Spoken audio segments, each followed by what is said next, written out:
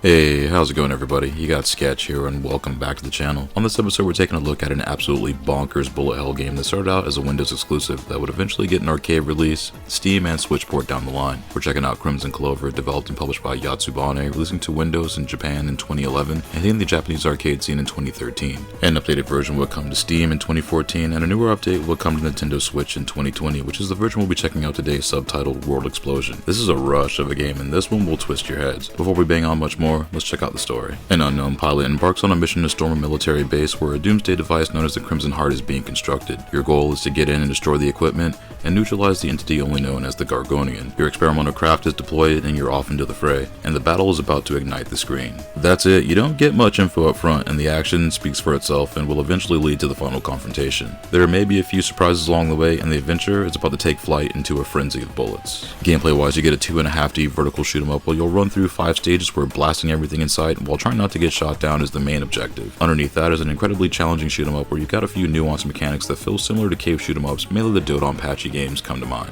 You'll be able to fire your Vulcan cannon and lock onto enemies, launching heavy artillery at numerous targets, and these can be chained and charged to lock onto upwards of 16 enemies at a time. You also get a chargeable meter that's going to do 3 main things by charging screen clearing bombs and brakes. Brakes are similar to the hyper cannons from the Dodonpachi games, which buffs your weapons and concentrated fire, and whatever's in front of you is about to get melted. The bonus here though is the double brick, which cooks everything on screen with an even stronger concentrated hyper beam that can even take out some bosses in a matter of seconds. Catch is, if you get hit while in the break sequence, it will cancel out and drain your meter. Get hit again and you lose a stock. While you've got unlimited continues, not using them will open up some variables toward the end of the game. Star medals will drop from downed enemies, and there's also a combo counter, and bigger combos will net higher bonuses. This is wild considering that some players can get these combos into the tens of thousands, and there's some insane sequences in this game's 5 stages which kick off relatively early on. Your craft can take 1 hit before being downed unless in the break sequence, which can temporarily grant an extra hit. Mid and main bosses also drop wheels of selectable power-ups like extra energy, extra break meter, extra medals, and extends. Catches, you can only pick one, so choose wisely. There's also various ratings and achievements to log throughout each stage, and these will net you big bonuses for no lives lost, no continues used, and 100% hit rate, so there's actually quite a lot to go for. The enemies, however, are going to do everything possible to prevent you from getting to the Crimson Heart, and you'll see quickly they got all the heavy artillery on deck. Bullets, lasers, and missiles will be a constant on screen even in the opening stages, and fire patterns will get chaotic and enemy placements can get downright nasty. You get the whole gamut of small and nearly screen-filling enemies, and they're all anxious to clap you up. Enemy craft will fill the screen in various formations, and when they start stacking in numbers, the fire patterns will get gnarly. The best way through is aggressive attacking while minding the gaps, along with bullet hurting and dodging. The faster you can get enemies off screen, the less gunfire you'll have to avoid, considering enemies will get aggro the longer they're on the board. Bosses will also have at least a couple different attack phases based on their health, so be prepared for alternate attacks. Graphics wise, Crimzon Clover World Explosion looks incredible with its highly detailed sprites and environments which are mostly destructible. As you fly through each stage, the screen is illuminated by gunfire and explosions of bright saturated colors, which rarely skips a beat. You get some highly detailed sprite work that has a 2000s K feel to it with a dash of the 2.5 and 3D look of late Saurus games, and it smokes from a visual standpoint. Environments are very well detailed and have a lot of moving parts, a lot of which can be destroyed. You get some sick looking spots to visit en route to the Crimson Heart, from the cityscapes to the Gargonian base itself, which has some incredible looking backdrops and enemies. The impact of downing enemies also leaves craters for the ground based enemies, and even at times pieces of the bigger enemy crafts can fall to the surface from the air, which is a nice touch. As it was developed during its early Windows phases in 2011, the game was eventually pieced together, eventually releasing to Japanese arcades 2 years later in 2013. The revision scheme here comes with several modes, being the arcade, novice, unlimited, and boost modes, and each is a visual powerhouse. The sheer amount of sprites and mayhem unfolding on screen at any given moment is staggering, and the visuals will see your retinas to a nice medium rare. Fire patterns and enemy bullets stick out fairly well on screen. You can typically decipher your fire from theirs, but the screen will get hectic even early on in the game, and your eyes will have a good bit to keep track of along with everything on your HUD when you can look at it. The HUD has a wealth of information in a similar fashion to the cave shooters, like your score, high score, medals and ranking achieved through each stage, as well as your score history of your run. Fire patterns are going to be all over the shop, and you're going to see some pretty intense formations alongside the ones you'd expect to see in a bullet hell shooter. You'll see lasers, popcorn bullets,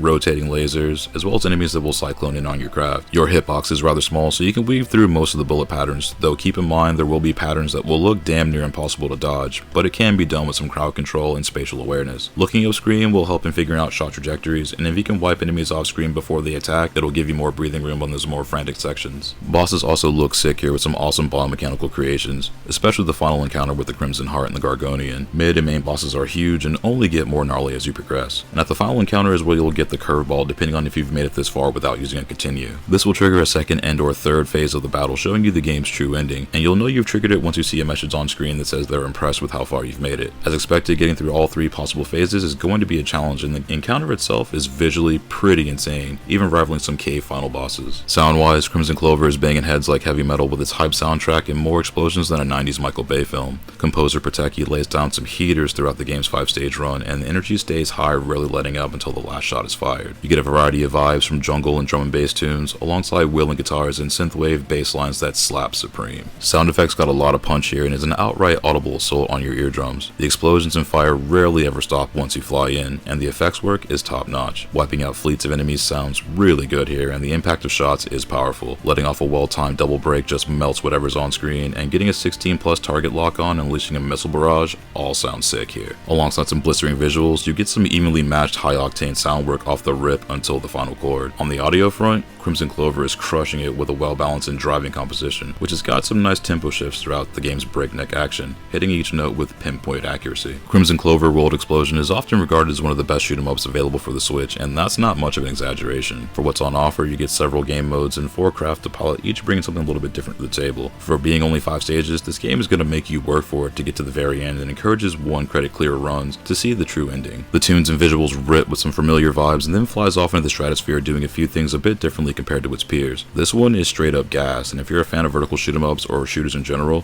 you should definitely give this one a look. Crimzon Clover World Explosion gets an 8.5 out of 10 and comes highly recommended to shoot-'em-up fans as well as action game fans. The pacing on this one is an absolute ride, and even with its at times staggering difficulty, it's a whole lot of fun to learn the mechanics and enemy placements. It's one of those games where you're going to get clapped up on repeat until it all makes sense, but once you figure out how everything works, new ways of playing it begin to open up. The visuals and music in tandem make this a solid package as well, and if you can find a physical copy of this, go for it. Otherwise, it's available on Steam and the Nintendo eShop for the Switch. And I thank you again if you made it this far into the video. If you find these videos helpful, that's awesome. I'm glad you can use this as a resource. Check back often. We'll have more reviews and commentaries come up in the near future. But until then, take it easy and stay safe out there. I'll see you on the next one.